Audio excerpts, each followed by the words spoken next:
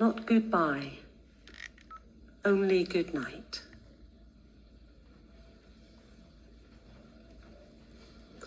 We're going to hear now from Alex, who's going to bring the tribute for Jim.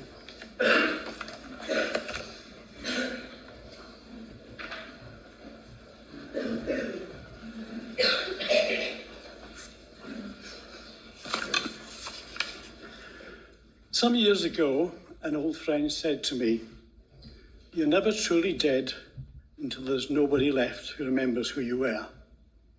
And while we remember, those we have loved and lost will still have their spark of life to carry on in us. The gift of memory is that we may have roses in December. If you want to know how much Jim was loved, look around you. Look at the family, the friends, and the whole extended, colourful hockey family. The affection for Jim is genuine and widely felt among those who knew him and whose lives were made richer for having him as a friend. He was born James Allen Keane in March of 1965, the oldest of three, with sisters Debs and Mandy. Family and extended family were important to him, an extended family of nieces and nephews that included 4 great nieces and nephews, and he was honoured to have been godfather to 5 children. He felt deeply the loss of Mandy, who died in 2018, and the death of his much-loved nephew Adrian, Deb's son, just last month. His early schooling at Loudwater Combined School in Buckinghamshire was followed by exceptional academic achievement at Royal Grammar School, with clutches of A grades at O-level and A-level. He had a keen intellect, literally, and a sharp mind, which led to the offer of a place at Sheffield University, which, capable as he was, he turned down in favour of getting directly into work in a field that he loved, which was catering. And soon he became general manager at Baron's Burgers, which still exists, which is more than can be said for the company car, which he inadvertently wrote off at Dovecote Car Park. He then moved to Oxford. The two events were not connected, where he became head chef at the magnificently and perhaps ironically named Poor Student Restaurant, and continued to build on his skills in hospitality and catering. But Jim also had remarkable skills in other areas, like organisation and management. He had an extraordinary capacity for memory. He could memorise names, addresses, telephone numbers without writing them down, and this was accompanied by an organised and organising mind. When he drafted a shopping list, all the items were arranged according to the supermarket layout, so that you never had to double back or zigzag.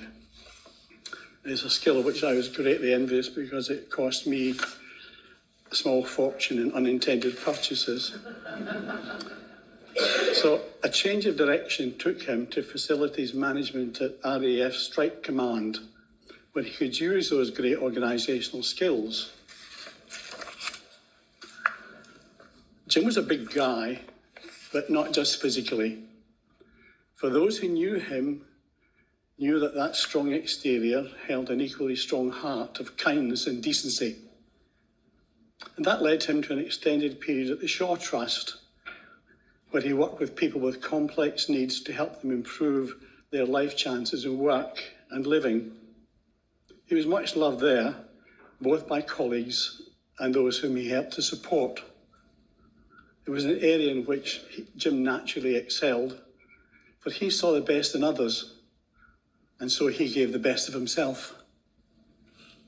He did this in small things as well as greater things, exemplifying something which I have always held to be true, which is that the greatest love is so often shown in the smallest gestures. If someone needed help, Jim was there. Looking out for others was second nature to him. And during his Nan Marge's last years, Jim made it his habit to stop by her on his way home from work to cook for her. And he would do the same at weekends, driving out to Wickham, cooking meals for her and making sure she was comfortable and safe, and then returning home. On leaving the Shaw Trust, he carried on supporting others through his work in the Buckinghamshire Adult Education Programme. Jim also had a keen eye for the absurdities in life. Once, while on a trip to Slovenia about 17 years ago, I was on that same trip. He had gone to see one of the many fascinating underground cave features there. While waiting in one of the carriages that took observers around the caves, he was suddenly approached by a small nun, dressed in a nun's habit, who was leading a group of her own. She addressed him sternly because he had stolen her space. Jim looked at her, nonplussed. She continued to rail at him. "You have stolen my space! You have stolen my space!" And she took out a rolled up newspaper and began to beat him with it about the arms and shoulders. Jim, 6 foot tall, burly, with the strength of a Clydesdale horse, being attacked by a diminutive and angry nun in an underground cave. He stared and then did the only thing he could do.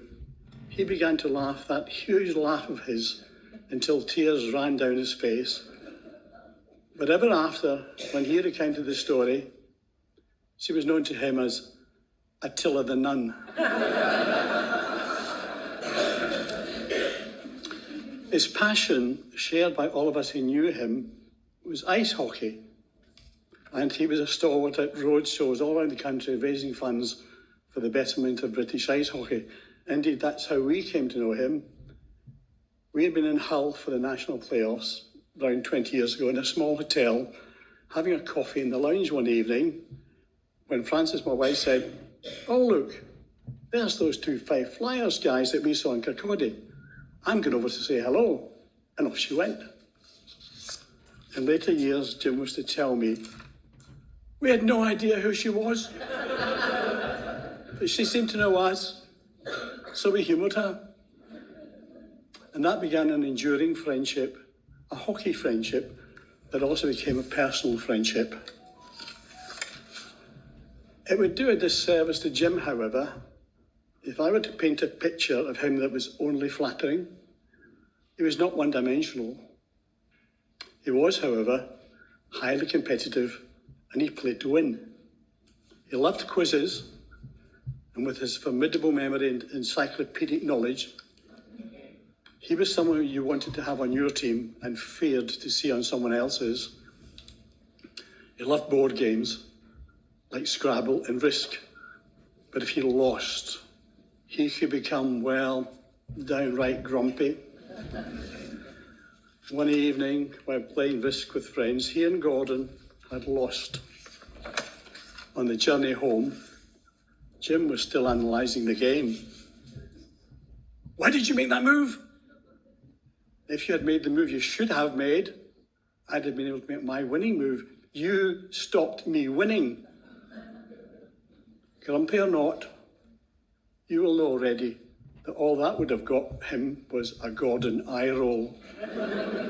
Water off a duck's back, and the next day back to normal.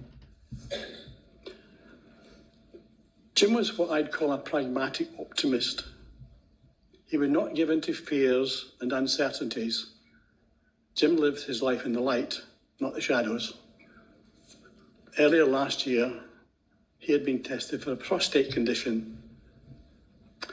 I had been invited to dinner with him one evening and to help install some computer software, and alternating my attention between him and Bailey the dog, who had been headbutting my knee for attention. That's the dog, not Jim. I asked about the forthcoming tests he was to have. He was completely unfazed. He said he would not be worrying about anything he didn't yet know about, but he simply faced it at the time he had to, and his operation was successful. There was, however, another darker shadow. In December, Jim suffered a sudden brain hemorrhage while in Dumfries. It was caused by an aneurysm, a ballooning of a blood vessel, which then leaks blood into the brain. He underwent emergency brain surgery and embolizing coiling, which puts little coils into the affected artery. The operation itself was successful, but it is followed by an anxious waiting time, monitoring for any neurological effects of the aneurysm. Unfortunately, the neurological damage had been extensive, and Jim suffered several further strokes before any recovery was possible. On December the 21st, Midwinter's Day, Gordon had to confirm our saddest fear that the brain damage had been too extensive for recovery. And we lost a friend. That great, kind heart stilled forever. My memories of Jim, which are jostling for attention, and the one that's my favourite and most loved hockey trip in the small town of Logroño in the Rioja region of Spain. It was midwinter. The ice rink was some way up from our little hotel, and Jim would take charge of my wife's wheelchair. There was a long curved ramp from the ground to the upper floor of the rink, and Jim would push the wheelchair, powering it up the ramp with his muscular frame faster than we could keep up with, both of them grinning as they reached the top. I see him breaking into that great, infectious bear hug of a laugh whenever he found something too absurd or too funny for words. I see him yet, and I don't know what it is about these small vignettes of memory, but perhaps they contain some essences of the people and a time that have become special to us, like the sheer joy he had in helping other people. Death forces us to pay attention, to see the small things that seem not significant at the time, yet later become the defining details that sculpt a multidimensional character from our human clay. Today we say our final goodbye with sadness and sorrow, but he is committed to the keeping of his God and of our memories. And that's proper, because he is worth our grieving. But even on this day, and perhaps especially on this day, I know what Jim, the pragmatic optimist, would say to us, and especially to Gordon and those who loved him. Choose to be happy. Look forward. Let the joy and kindness that he loved to spread in his life carry on in us, so that one day our sorrow transforms into something not less deep, but more bearable. And tomorrow, and for tomorrows, keep those sparks of him alive for as long as we remember him and remember who he was, so that they in turn become the roses in our Decembers. Jim Kane, with affection, love and friendship.